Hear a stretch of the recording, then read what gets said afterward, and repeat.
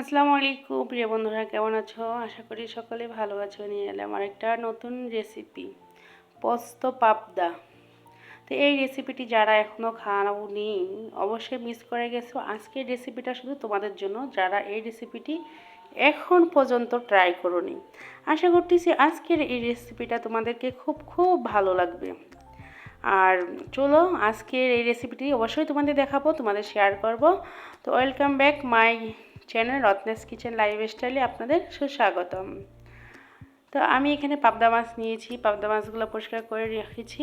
আর এখন আমি লবণ আর হলুদ মাখিয়ে রাখবো। প্রথমেই বলে দিচ্ছি, যে যেখানেই থেকে দেখো না কেন প্লিজ ভিডিওটি স্কিপ করবে না। আর ভিডিওটির শুরুতেই একটা লাইক দিয়ে ভিডিওটি দেখা শুরু করবে। ভিডিওটি শেষ হলে সুন্দর একটা গঠনমূলক কমেন্ট করে জানাবে যে আজকের রেসিপিটি কেমন হয়েছে।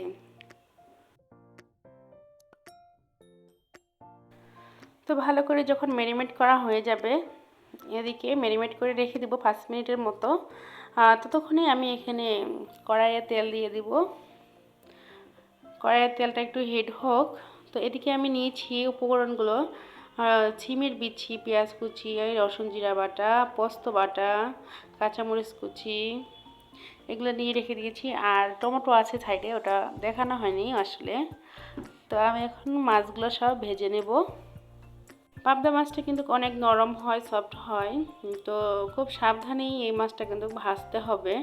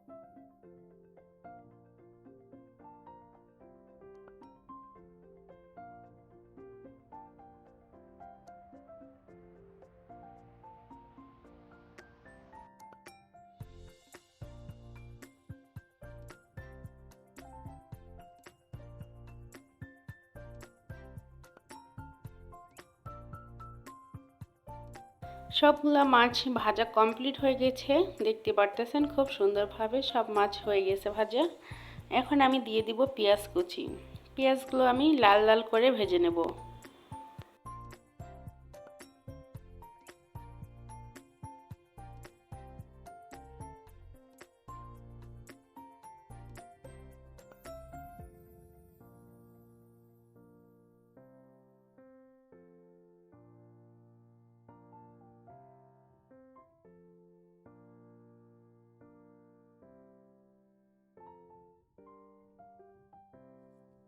পেঁয়াজগুলো যখন লাল লাল ভাজা হয়ে যাবে, তখন আমি এখানে পানি এড করে দেব।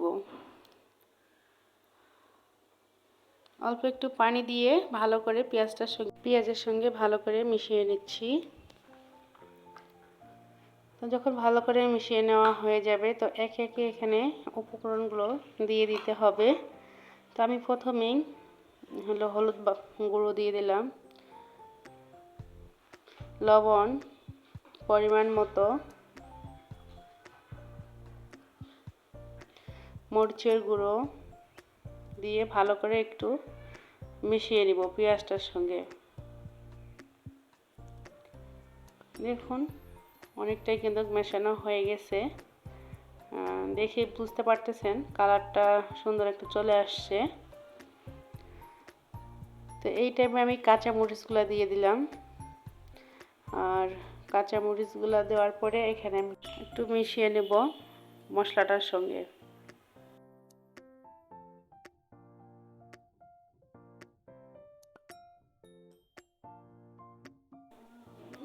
মিশিয়ে নেওয়া হওয়ার পরে এখানে একটু পানি অ্যাড করে দিতে হবে, না হলে নিচে লেগে যাবে, আর নিচে লেগে গেলে বেশি একটু ভালো লাগবে না।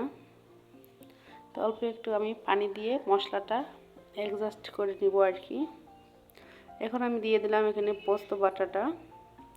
তো পোস্ত বাটা দেওয়ার পরে আমি দিয়ে দিলাম রসুন আর জিরা বাটা, সেটা আমি একসঙ্গে পেস্ট করে রাখছি। দেওয়ার পরে খুব ভালো করে মিশিয়ে মশলাটা একটু ভুনিয়ে নিতে হবে।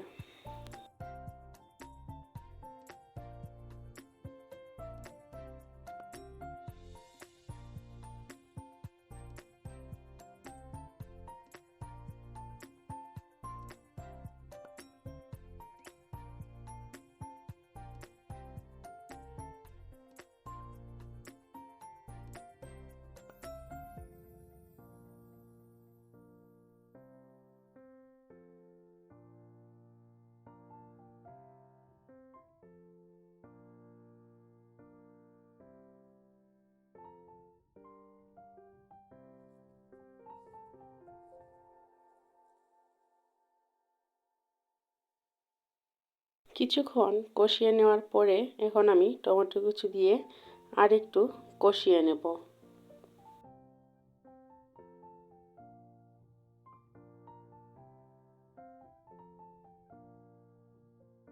কিছুক্ষণ নেড়ে চেড়ে কষিয়ে নেওয়ার পর একটু পরিমাণ পানি দিব, যেন টমেটোটা সুন্দরভাবে সেদ্ধ হয়ে আসে।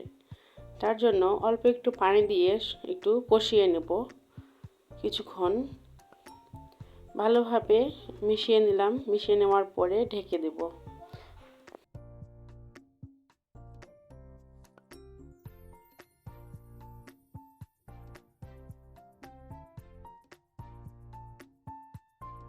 কিছুক্ষণ কষিয়ে নেওয়ার পরে দেখতে পারতেছেন কতটা সুন্দর কালার চলে আসছে। তো আমি কিছুক্ষণ একটু নেড়ে চেড়ে দেওয়ার পরে এখানে শিমের যে বীজটা হয় আমি সেটা অ্যাড করে দেব। শিমের বীজটা দিয়ে কিছুক্ষণ আমি কষিয়ে নেব।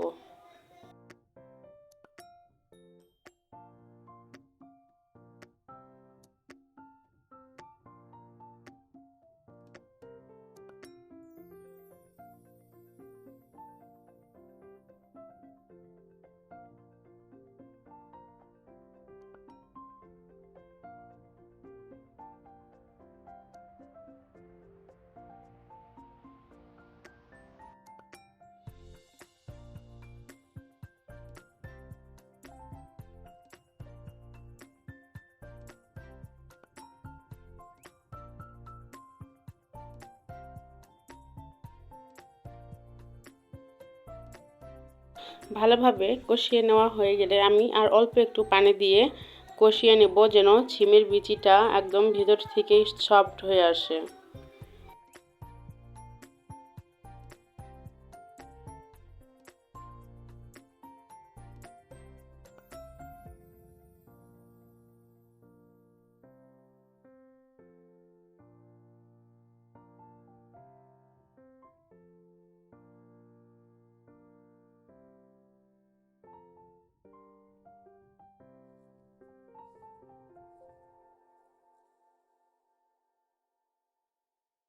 এই পর্যায়েই আমার কিন্তু কষানোটা কমপ্লিট হয়ে গেছে, দেখেই বুঝতে পারতেছেন। এইরকমভাবে কষিয়ে নিলেই কিন্তু সিমের বীজটা যে পারফেক্টভাবে কষানো হবে, ভিতর থেকে সফটলি হয়ে আসবে, মশলাটাও ভিতরে ঢুকে যাবে। তো কষানো হয়ে যাওয়ার পরে আমি এখন পরিমাণ মতো পানি দিয়ে একে একে মাছগুলো দিয়ে কিছুক্ষণ রান্না করে নেব।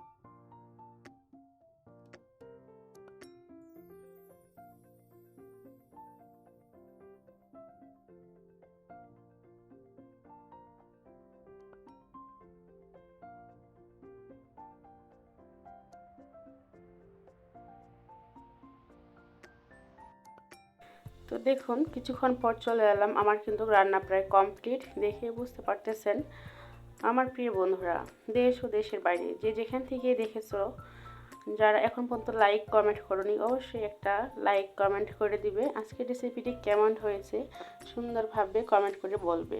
আর যারা এখনও আমার চ্যানেলটি সাবস্ক্রাইব করোনি প্লিজ সাবস্ক্রাইব করে পাশে থেকো। তোমাদের ভালোবাসায় এগিয়ে যাওয়ার আমার অনুপ্রেরণা। আশা করছি আজকের রেসিপিটা তোমাদের সকলেই ভালো লাগছে। আর আজকের মতো বিদায় নিতে হচ্ছে। সবাই ভালো থাকবেন, সুস্থ থাকবেন। সবাইকে সবসময়ের জন্য সাপোর্ট করার জন্য অনেক অনেক থ্যাংক ইউ। আল্লাহ হাফেজ, আসসালামু আলাইকুম।